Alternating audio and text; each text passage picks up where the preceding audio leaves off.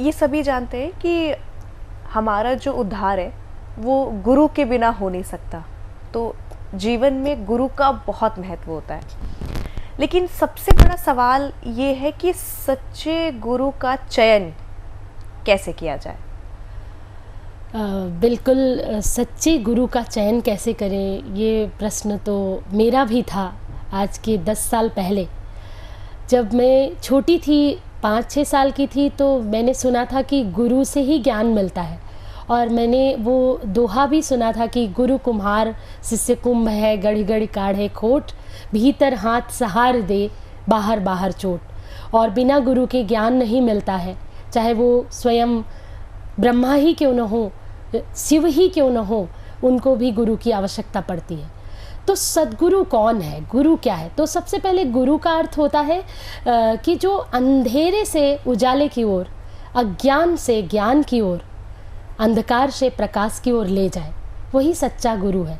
असतो माँ सद्गमय, तमसो माँ ज्योतिर्गमय, मृत्योर माँ अमृतम गमय।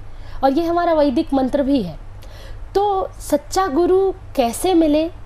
कहते हैं कि कई बार शिष्य का चयन होता है और कई बार गुरु का चयन होता है। यदि प्यास सच्ची है, यदि भीतर शिष्यत्व प्रकट हो गया, तो सच्चा गुरु मिलने में देरी नहीं लगेगी। यदि हमें सच्चे गुरु की तलाश है, तो मुझे लगता है जहाँ पर जिसे सुनकर, जिसके बारे में पढ़कर या जिसके पास बैठकर तुम्हें शांति की उपलब्धि हो, तुम्हें शांति महसूस हो और तुम्हारे प्रश्न, तुम्हारे जो क्वेश्चन मार्क हैं वो आंसर में बदल जाएं, बिना कहे भी तुम्हारे मन की बात कोई जानकर और उसका समाधान तुम्हें दे दे, तो मुझे लगता है वो सच्चा गुरु है, जो तुम्हारी पीड़ा को समझे और उस पीड़ा को दूर करने के लिए तैयार हो जाए। सच्चे संत का जो उदाहरण अगर दिया जाए तो मुझे लगता है बहुत बड़े बड़े आश्रम या बहुत रुतबा या बहुत बड़ी बड़ी गाड़ियाँ या बहुत बड़ी बड़ी जटाएं या बहुत बड़े तिलक त्रिपुंड सिंहासनों से उसका परिचय नहीं होता। हमारी दीदी माँ जी भी कहती हैं कि सब पुतले हैं हाड़ मास के, अंतर्निहित भाव होता है। सब पुतले हैं हाड़ मास के, अंतर्निहित भाव होता है। कुछ उज्ज्वल आलोकित रवि से कुछ में कुछ दुराव होता है। कोई दस्तावेज नहीं है इनको परिभाषित करने का, क्योंकि संत व्यक्ति या वस्त्र नहीं है, वह तो बस स्वभाव होता है। ना तो वस्त्रों से, ना उसके तिलक से, ना उसके चाल से, ना उसके रथ से, ना उसकी जो दिख रहा है, वो सबसे आप किसी संत को पहचान नहीं सकते। क्योंकि सच्चा संत तो कोई वस्त्र आभूषण या किसी तिलक या किसी इसका मोहताज नहीं होता। सच्चा संत तो तुम्हें किसी गुदड़ी में लिपटा हुआ, किसी फटे पुराने वस्त्रों में लिपटा हुआ, जूट के कपड़ों में, किसी अंधेरे में बैठा हुआ भी मिल सकता है।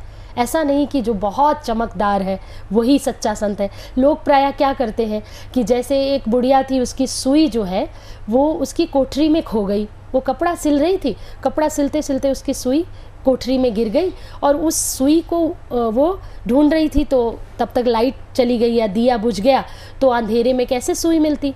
तो बेचारी ढूंढते ढूंढते बाहर रोड पे आ गई। तो रोड पे रोड लाइट जल रही थी, वो रोड लाइट के प्रकाश में सुई ढूंढने लगी। तो उधर से एक फ़कीर निकला, उसने कहा, माता जी क्या ढूंढ रही हो? तो कहा कि मैं सुई ढूंढ रही हूँ। तो माता जी तुम्हारी सुई गिरी कहाँ थी? तो वो बोलती है, गिरी तो कोठरी में थी, पर वहाँ लाइट नहीं है, वहाँ अंधेरा है ना, तो मैं कहाँ ढूंढूं? यहाँ पे उजाला था तो मैंने सोचा यहाँ ढूंढ लूँ।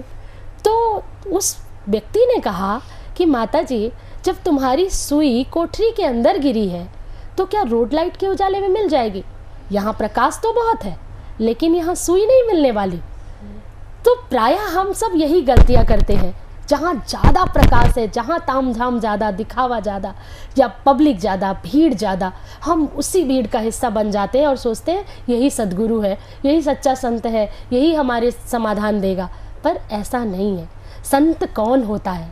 पर दुख द्रवहि संत सुपुनीता, जो दूसरों का दुख देखकर सहन ना कर पाए और उसके दुख को, समाज के दुख को, लोगों के दुख को, जनता के दुख को दूर करने के लिए लग जाए और उसके लिए सब प्रयास करे, वो सच्चा संत है। जो बिना कहे तुम्हें सब दे दे, वो सच्चा संत है। जो तुम्हारे भीतर जो चल रहे उठ रहे जो क्वेश्चन है, जो परेशानियां हैं, उनका समाधान बिना कहे चुपचाप कर दे, वो सच्चा संत है। और सच्चा संत कौन है? मक्खन जैसा जिसका हृदय है, संत हृदय नवनीत समाना। तुलसीदास जी महाराज ने बहुत अच्छे से डिफाइन किया है श्री रामचरितमानस में। अब फिर मैं वही लौट कर आ गई कि यदि हम अपने ग्रंथों को नहीं पढ़ेंगे, अपने शास्त्रों को नहीं पढ़ेंगे, उनके बारे में नहीं जानेंगे, तो हमें कहाँ से ज्ञान मिलेगा। तो सबसे पहले हमें अपने जो स्पिरिचुअल पावर के जो पुंज हैं, जो केंद्र है, ऊर्जा के केंद्र है, उनसे जुड़ना होगा। और वो है हमारे वेद, पुराण, उपनिषद, हमारे ग्रंथ, श्रीमद् भगवद गीता, रामचरितमानस।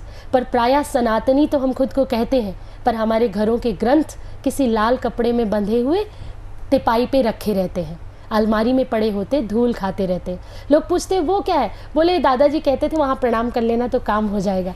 अरे जब ग्रंथों को प्रणाम करने से काम हो जाता है तो उनको एक बार खोल कर तो देखो, मुझे लगता है सब समाधान मिल जाएंगे और तुम्हें सच्चे संत की प्राप्ति भी हो जाएगी।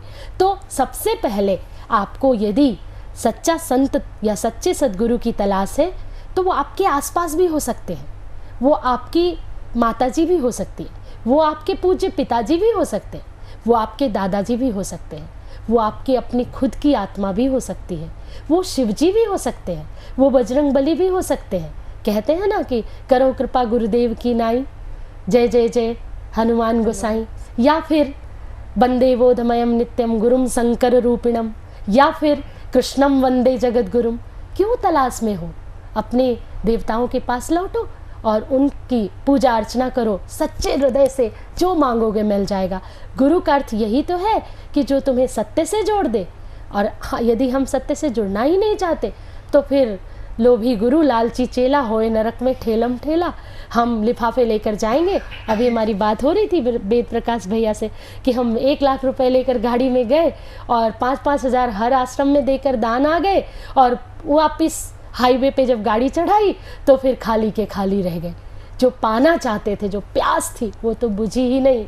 हर दर पे सर झुके जो उसे सर नहीं कहते, जिस दर पे सर झुके ना उसे दर नहीं कहते। कोई दूसरा प्रणाम कर रहा है तो तुम भी कर लो, ये कौन सी बात हुई? तुम्हारा दिल, तुम्हारी आत्मा, तुम्हारा अपना अस्तित्व गवाही दे तो प्रणाम कर लो, झुक जाओ। वही सच्चा गुरु है, जहाँ तुम्हारा मन झुकने को करे, जहाँ तुम्हारी आत्मा शांति प्राप्त करे, जहाँ तुम्हें समाधान मिले, वही सच्चा गुरु है।